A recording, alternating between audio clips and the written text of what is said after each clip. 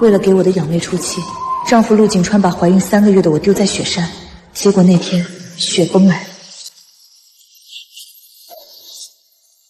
雪崩后，我拨通了家里的安保电话。救命！我是江婉，雪崩了，我被埋在里面了。江小姐，陆哥打过招呼了，说您今天会在雪山营地反省，让我们千万不要理会。对，打给妈妈。婉婉，芝芝从小身体不好，你却故意把她关在门外，害得她发烧，把你送去雪山，也是为了让你长长记性。第3次，我打给了丈夫陆景川。陆景川，接电话。别发疯，好好反省。最后一次雪崩将我彻底掩埋，闭眼前鲜血染透白雪，而他拉着养妹的手，缓缓朝我走来。雨夜的江家别墅浸在潮湿的凉意里，我揣着刚满3个月的身孕，小腹时不时坠着疼，只想回楼上卧室躺着歇一歇。姐姐，我们好好说说话好不好？我知道景川哥哥最近总陪着我，你心里不舒服。我连日被他各种小动作搅得心神不宁，身子本就笨重疲惫，只想着侧身绕开他，指尖轻轻碰了下他的胳膊，想让他让路，可下一秒江芝芝像是被狠狠推搡一般，踉跄着往后跌，反手拉开大门冲了出去，还故意从里面扣上了门锁。瓢泼大雨瞬间浇瘦他单薄的家居裙，他蜷缩在台阶上，浑身发抖，时不时低声喘气。不过半小时，陆景川结束救援任务归来，爸妈也从超市采购回来，一眼就看见了浑身湿透、脸色惨白的江芝芝。江婉，你怎么能把芝芝关在门外？她从小体弱，淋这么大雨，要是落下病怎么办？你是姐姐，还是个怀着孩子的人，心胸怎么这么狭隘？就容不下芝芝一点存在？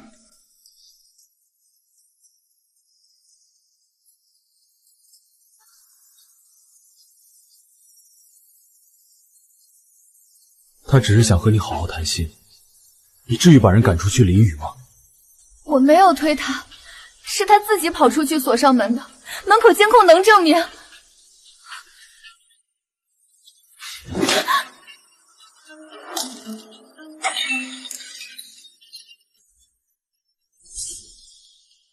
到现在你还在狡辩。景川哥哥，你别责怪姐姐，都怪我，是我不该来打扰姐姐。北坡营地最近人少清静，你去那边冷静几天，好好反省自己的脾气。什么时候想明白怎么好好对待芝芝，我们再接你回来。不行，那边山上容易落雪，我还怀着孕，太危险了。能有什么危险？营地基础设施齐全，你就是拿肚子当借口闹脾气。明天一早我送你过去，没有我的允许，不准私自下山。当晚没人顾及我隐隐作痛的小腹，所有人围在江芝芝身边喂药，物理降温。我独自回了房间，翻出体检单，指尖摩挲着 B 超上文字，满心委屈无处诉说。凌晨时分，微信弹出江芝芝发来的照片，她躺在医院病床上输液，陆景春坐在床边替她剥橘子。姐姐安心在山上冷静，家里有爸妈和景川哥哥陪着我，一点都不孤单。第2日天还未亮，陆景川随便塞给我一件薄款冲锋衣，少量压缩干粮，驱车将我扔在了空无一人的北坡营地。安分待着，好好反省你的过错。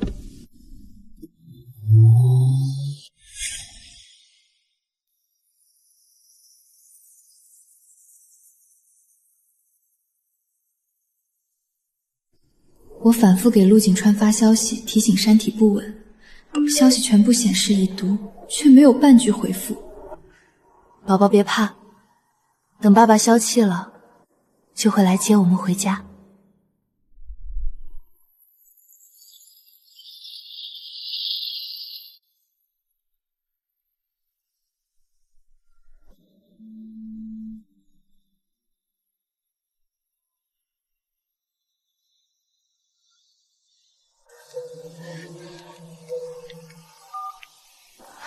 我是江婉，现在被困北风营地，雪崩埋住我了，我的腿被钢架砸断，身下一直在流血。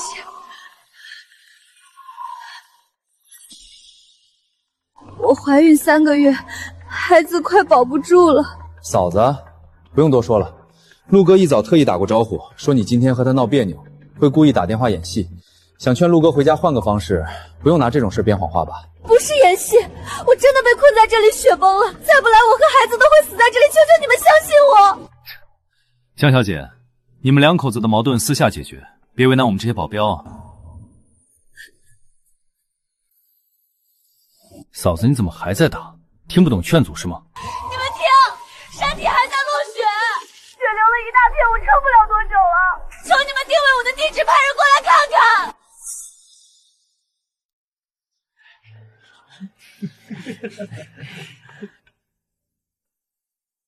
嫂子，你纯粹是无理取闹，再持续骚扰，我们就上报系统进行记录了。可我就是那个没继续救援的人啊。江晚，你闹够了没有？不过是让你在雪山反省几天，至于到处打电话装可怜，闹得人尽皆知，没时间陪你演这种无意义的戏。我撑着浑身撕裂般的疼痛，指尖麻木地拨通急救进中心的急救热线。快来北瀑雪山救我！雪崩受伤大出血，腹中胎儿不稳，我快撑不住了。抱歉，女士，系统记录您有恶意救助记录，按照流程需要联系您的直系家属核实险情真实性。不要联系陆景川，求你们直接派救护车，我说的全部都是实话。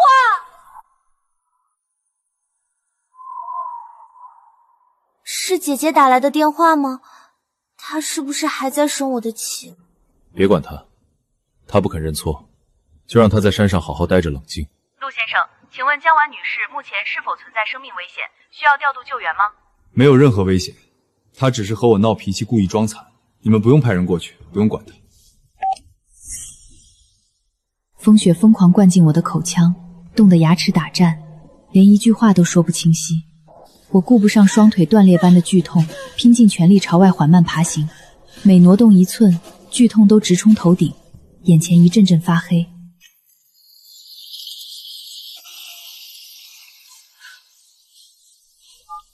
妈，救救我！我被困在北坡营地，遇上雪崩了，积雪埋到胸口，大出血，孩子快保不住了。婉婉，你说的是真的？你先别动，把精准定位发给我们。爸妈，要是昨天我没和姐姐起争执就好。那边是景区营地，应该很安全。姐姐会不会只是单纯心里委屈闹脾气？江婉，你还要装到什么时候？你就要编造雪崩、流血这种谎话来博取同情？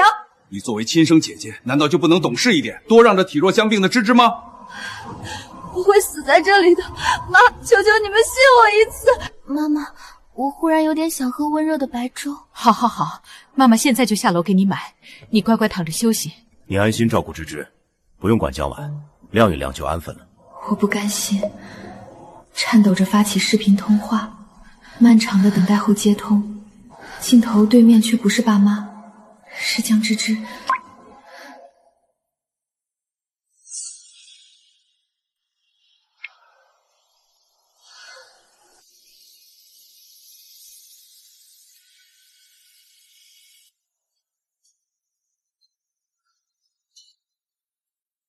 江婉真是越来越不懂事，芝芝才刚好一条，她还要拿雪崩、肚子里的孩子编谎话折腾我们。不用管他，让他在山上多反省几天，磨磨他的性子也好。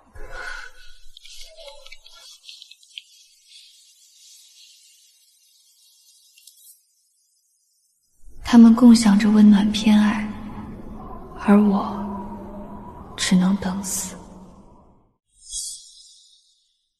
身体的力气几乎被风雪、失血、腹痛一同抽干，积雪埋至胸口，挤压的我每一次呼吸都剧痛难忍。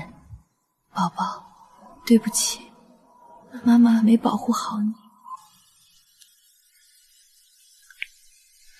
陆景川，别挂视频，求求你不要挂断。我没有演戏，雪崩把我困住了，身下流了好多血，孩子一直在往下坠，我快要撑不住了。江婉，你又想闹什么花样？你明明怀着身孕，故意把自己埋进雪里，博我的同情，很好玩是吗？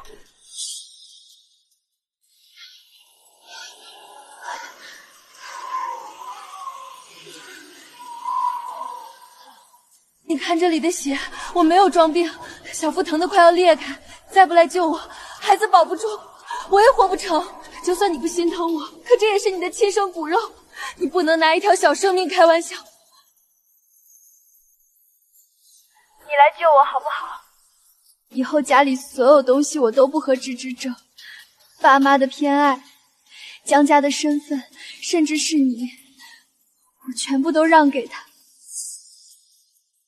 我愿意主动退出，我只求你现在救救肚子里的孩子。天啊，景川哥哥，姐姐身下怎么流了这么多血？我小时候看见佣人处理宰杀的鸡鸭，流出来的血颜色和这个一模一样。我不是说姐姐骗人，只是这个出血量看着太夸张了，我看着好害怕。江婉，你真的太让我失望了。你就这么见不得芝芝平安出院，非要编造这种惊悚的谎话恶心所有人。陆景川，你是救援队长，你救过无数陌生人，为什么唯独不肯信你的妻子和亲生孩子？信我一次就一次，万一我说的都是真的，我和孩子死在雪山，你一辈子都不会心安。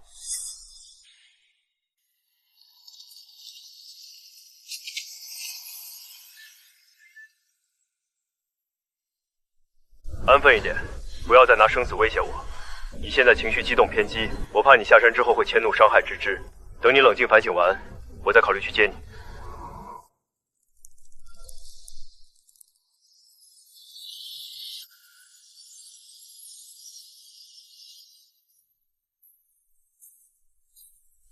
姐姐，我们来看你了。他们终究还是来了。只要亲眼看见我埋在积雪之下，一定会救我出去的。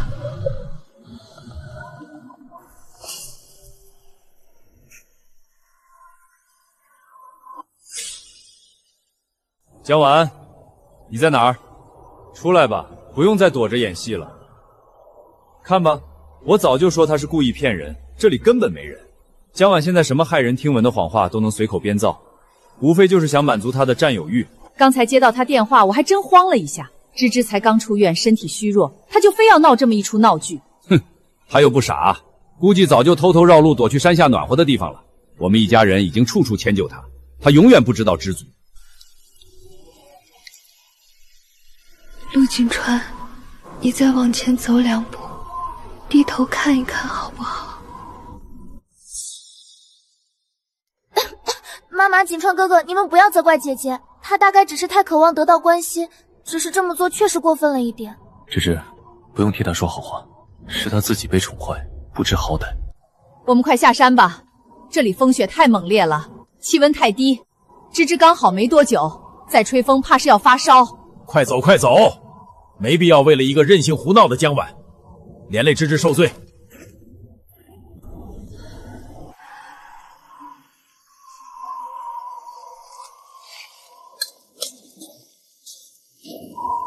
什么声音？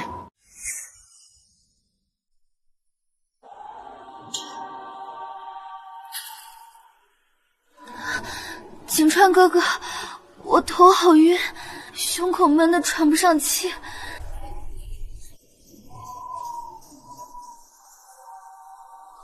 不是又发烧了？立刻送芝芝回市区医院。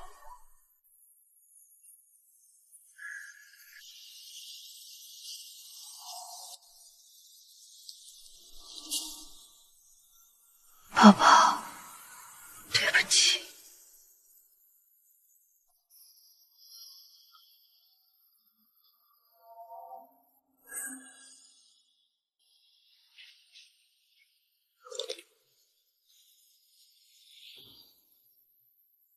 北坡雪山区域今日发生2次大规模雪崩，搜救队伍清理现场时，挖掘出一名被困孕妇，经随身证件核对确认，遇难者姓名江婉。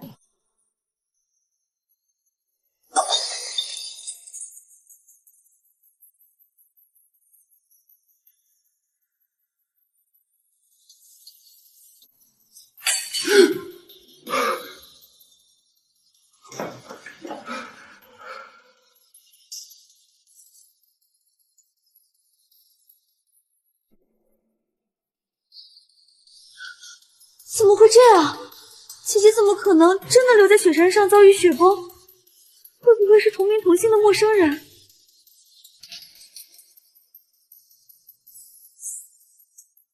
遇难女性被搜救人员发现时，全身早已冻僵，失去生命体征。警方已第一时间联系家属，前往殡仪馆确认身份。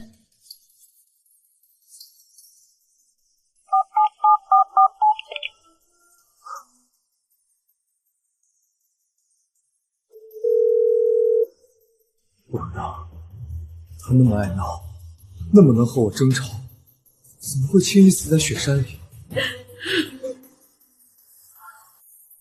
我要去确认遗体，没亲眼看到，我绝不相信。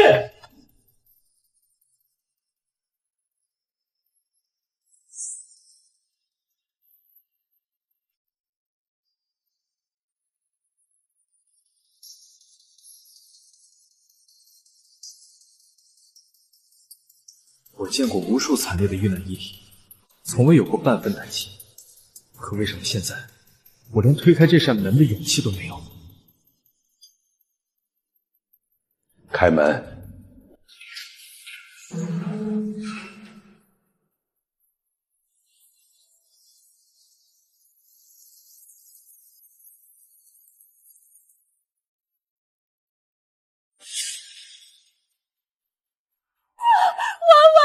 女儿，你小时候最怕冷，每到冬天都要躲在我怀里取暖，怎么会一个人冻在雪山里？是我不好，是我害死了你。我是你的亲生父亲，我却从头到尾都不肯相信你的求救。今晚你醒过来好不好？你不是最爱和我争执吵闹吗？你起来骂我打我都可以，别就这样安安静静躺着不说话。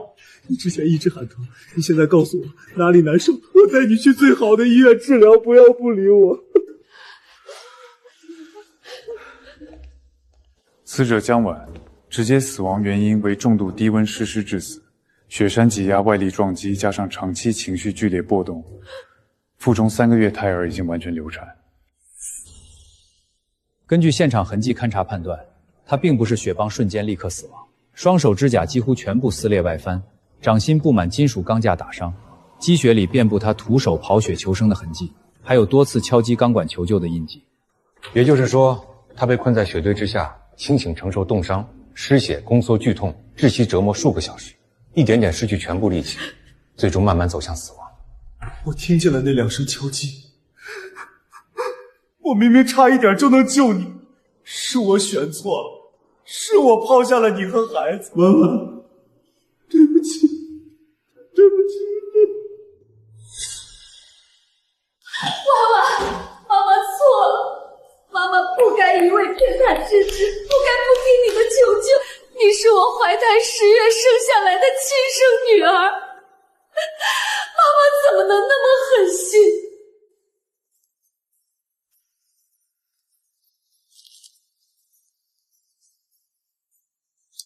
这份证物里的录音内容与江婉的遇难事件息息相关，大家请听。对，那边我早就提前打好招呼，跟所有人说江婉是无理取闹闹脾气，不管她怎么求救都不要理会。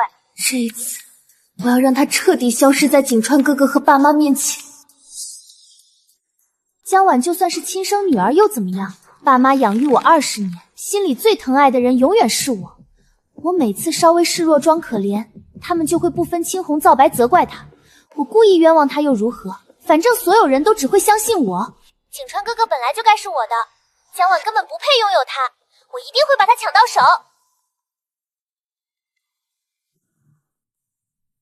这些录音里的话，全部都是你说的。不是的，录音是伪造的，我从来没有说过这些话，你们不要相信。妈，景川哥哥，你们听我解释，不是你们想的那样。这么多年，你一直在欺骗我们，是你处心积虑设计陷害婉婉。雪山那天她濒死求救，你明明全都知情，还故意误导我们，无视她。我不是故意想害她，我只是害怕失去你们所有人的宠爱，我太害怕江婉回来抢走属于我的一切了。江芝芝，你拿什么赔我的婉婉，赔我未出世的孩子？放开我，我没有错。你没有错。你听得清清楚楚，他埋在雪里，撕心裂肺求我救他。看见他身下大片鲜血，你随口一句鸡鸭血迹就让我放弃救援。每一次我即将动身上山救他，全都是你装病示弱打断我。没错，这些事全是我策划的，可那又怎么样？你们所有人不都心甘情愿相信我的谎话吗？你明明听见钢管敲击的求证，却转头选择照顾我，是你亲手放弃救他，你现在凭什么怪我？还有你们，现在装什么痛心后悔？当初是你们跟我说，江晚性格强硬，丢去雪山晾几天反省就安分，是你们长年累月无底线纵容我的所有小心思，是你们亲手把我养成现在恶毒的模样。就算现在揭穿一切，又能如何？江晚早就死在雪山里，你们再后悔，他也活不过来了。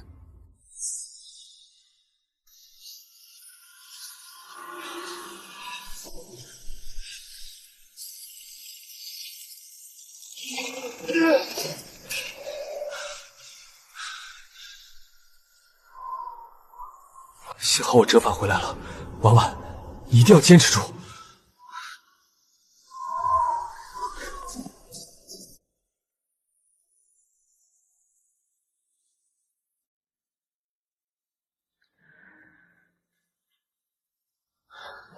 先小口喝，别着急说话，高烧刚退，身体还太虚。我不是已经死在雪山上了吗？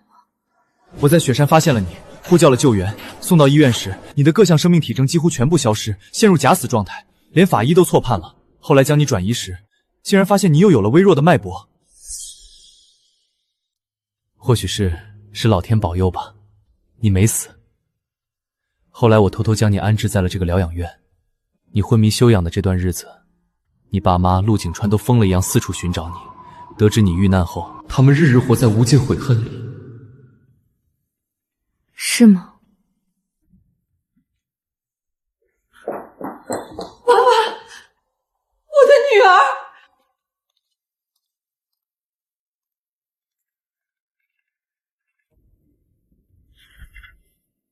你们找到这里是想做什么？对不起，婉婉，妈妈知道错了，是我偏心眼儿，是我听信芝芝的谎话，狠心把你独自丢在危机四伏的雪山。明明听见你的求救，却转头只顾着照顾她。是爸爸混账糊涂。你哭着和我说雪崩被困，浑身流血的时候，我不分青红皂白指责你胡闹。你说自己快要死了，我只觉得你在耍脾气。婉婉，求你不要不认我们亲生父母。婉婉，我清楚明白自己犯下不可饶恕的过错，我不该不听你的解释，不该提前叮嘱救援队无视你的求救，更不该亲手将怀有身孕的你推入绝境。你想打我骂我都可以，只求你给我一个弥补过错的机会。当初我埋在雪堆里，卑微求你相信我一次，救救孩子的时候，你若是能像现在这样愧疚道歉，一切都不会变成现在这样。那天我打视频向你求救，身下全是鲜血，濒临冻死。镜头里清清楚楚看见你陪着江芝芝在包厢喝粥，庆祝她出院，所有人围着她给予所有温柔偏爱，没有一个人愿意分一点信任给我。在我和他之间，你毫不犹豫选择了他。陆景川，你身为救援队长，救遍天下陌生人，唯独不肯相信濒死求救的妻子。我当时是真的离死亡只有一步之遥。对不起，对不起，婉婉，我知道错了。晚了，一切都太晚了。对了，江芝芝现在怎么样了？她所有罪行全部查清，故意延误救援，多年恶意构陷，蓄意谋害你，多项罪名叠加，法院判处她8年有期徒刑。我们尽全力补偿你，所有家产都留给你，算是我们替当年的偏心赎罪。江芝芝得到惩罚也好，家产补偿也罢，都无法换回我失去的孩子。我早已不稀罕他们任何补偿与亏欠。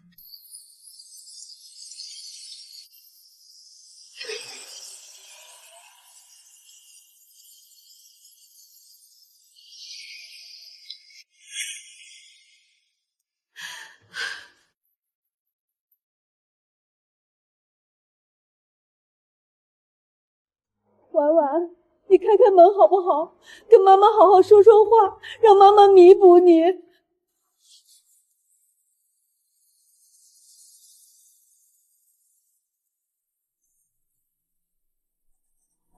婉婉，你现在这般坚决，心里真的一点都不怨恨他们了吗？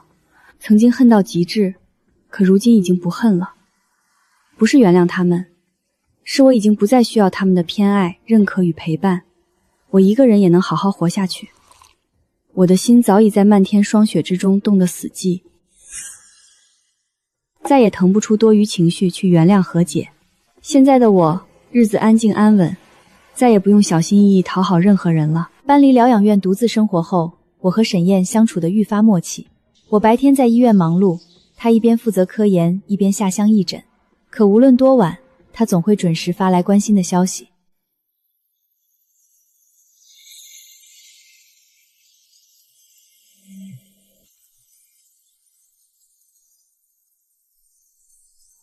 你现在在哪儿？我在医院附近的便利店门口。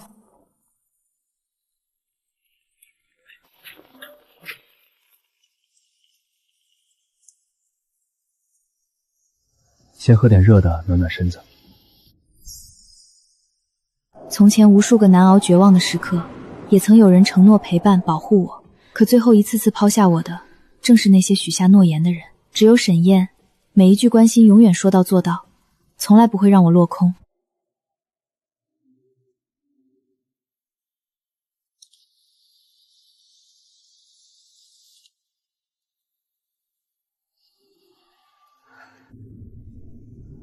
怎么不叫醒我？难得看你睡得这般安稳，不忍心打扰。心口像是被温热海风轻轻裹住，泛起漫长暖意。从那天起，我慢慢看清他藏在长久陪伴之下的心意。他从不打着为你好的旗号束缚我，也不曾在我难过时认定我任性胡闹。听到他的话，我心底滚烫，积攒许久的防备与隔阂，终于一点点消融。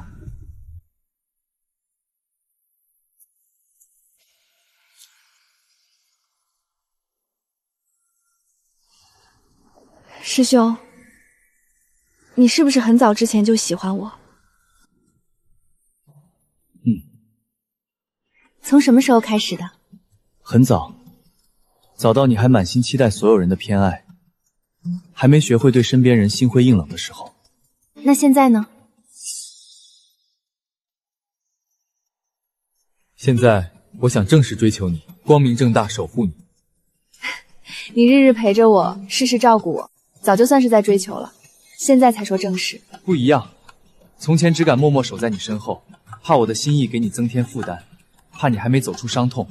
如今我想让你清楚明白，你可以毫无顾忌地喜欢我，不用藏起委屈，不用独自硬扛所有苦难。心口被温柔狠狠撞击，积攒许久的委屈孤单尽数化开，眼眶微微发热。好，那你千万不要丢下我。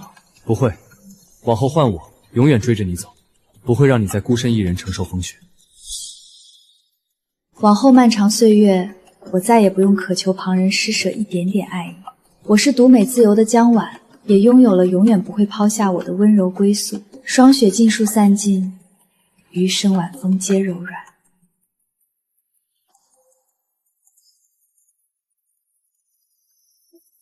下周要去山区义诊，物资清单我整理好了，孕期自救手册加印了500份。又要去雪山周边，不怕我夜里做噩梦？要是夜里惊醒，随时打我电话，我整夜都不关机。实在难受，我们就推迟行程。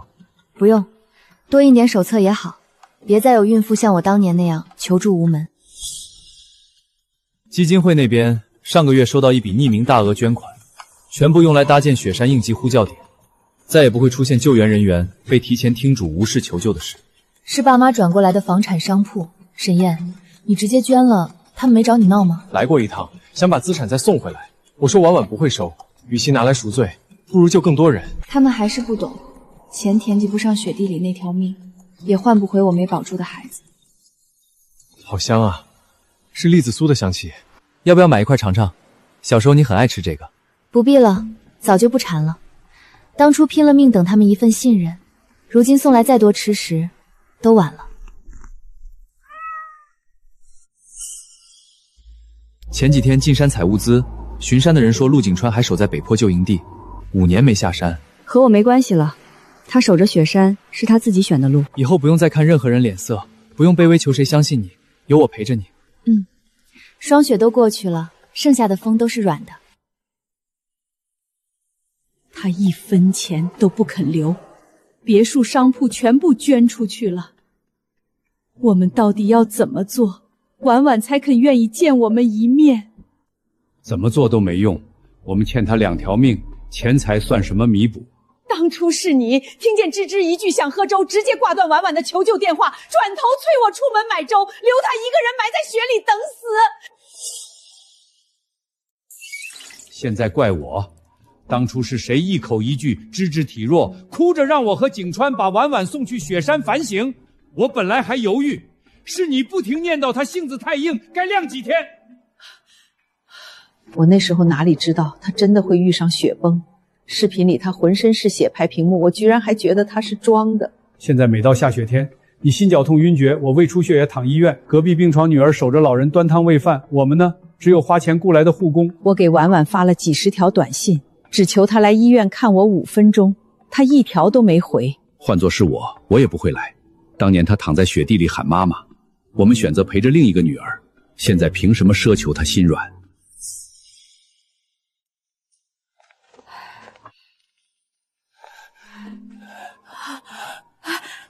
婉婉，妈妈给你炖了银耳羹，你小时候最爱喝的，收下好不好？阿姨，不用再送东西了，婉婉不会收。我们没有别的恶意，只是想弥补，我们知道错了。弥补？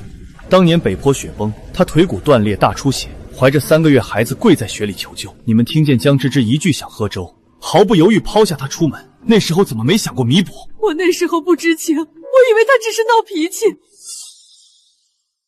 不知情不代表你们做出了选择，在亲生女儿和养女之间，你们次次都放弃江婉，现在不必再来打扰她平静的生活。婉婉，你和我们说一句话好不好？叫我们一声爸妈。没什么好说的，你们回去吧，雪太大，小心着凉。我们连和他好说几句话的资格都没有了。是我们亲手丢掉的。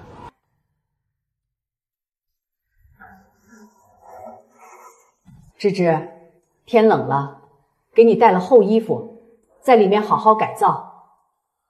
等你出来，我们接你回家。回家？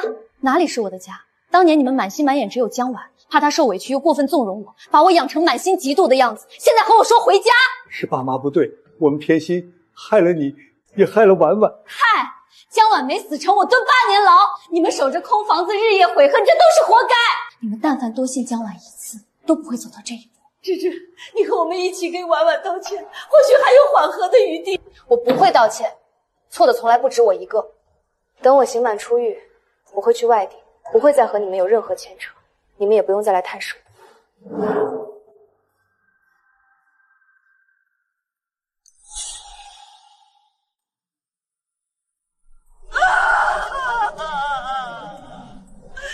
我们一个都留不住。年轻时偏心造下的孽，老来孤苦无依，这是我们应受的惩罚。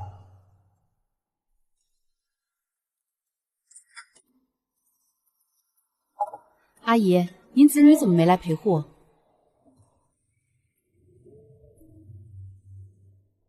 当年我为了给芝芝买一碗热粥，挂断婉婉的求救电话。如今我躺在病床上，连一口热粥都没人主动送来。这就是报应。当年一碗粥换我们晚年无依无靠。我有2个女儿，一个不肯认我，一个在监狱里，没人会来管我。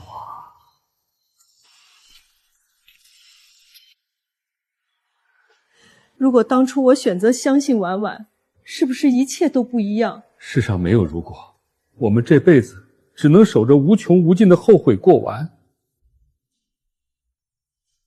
就是他，故意把怀孕姐姐扔在雪山，故意拦着救援队救人，心肠真歹毒。还好他姐姐命大活下来了，不然1尸2命，他罪责更重。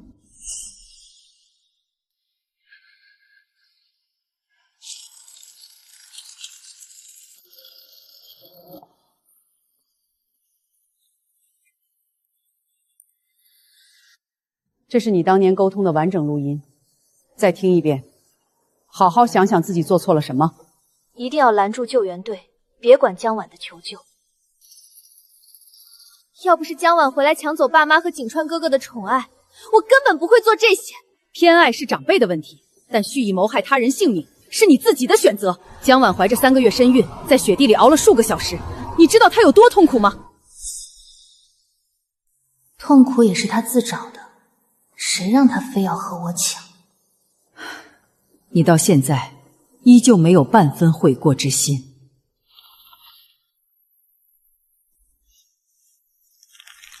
凭什么我困在4方监狱，他反倒拥有安稳人生，所有人都心疼他。芝芝，8年很快就熬过去，家里房子收拾好，我们好好补偿你。不必了，出狱我就走，永远不回来。看见你们，我就会想起北坡雪山那件事，想起我亲手毁了所有人。我们是真心想弥补你，弥补不了，你们弥补不了江晚失去的孩子，也弥补不了我毁掉的人生。以后不用再来探视，互不打扰最好。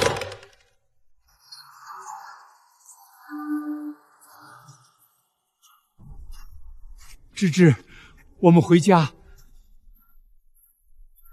芝芝，你要去哪里？留个联系方式好不好？从此山水不相逢，你们守着你们的愧疚过，我过我的日子。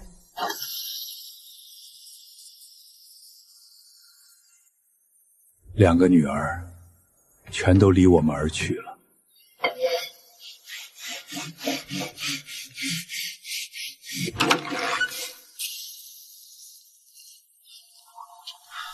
陆哥，山下镇上好几个姑娘托我递联系方式，你这么多年一个人守在这里，不如下山重新生活。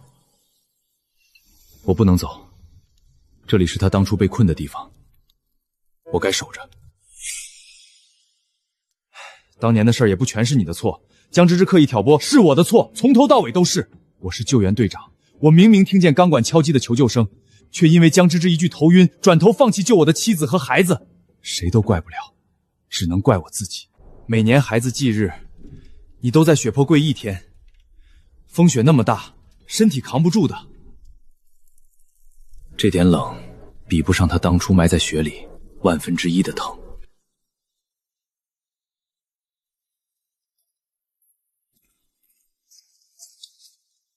我能不能和婉婉说几句话？我只说一句。不行，他不想再和你有任何牵扯。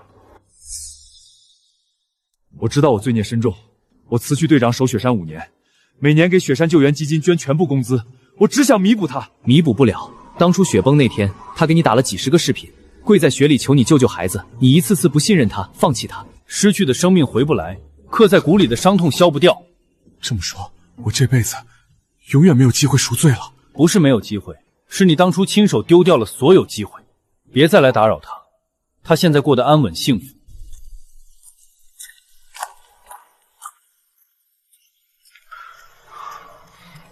天成哥啊，婉婉，又到孩子的忌日了。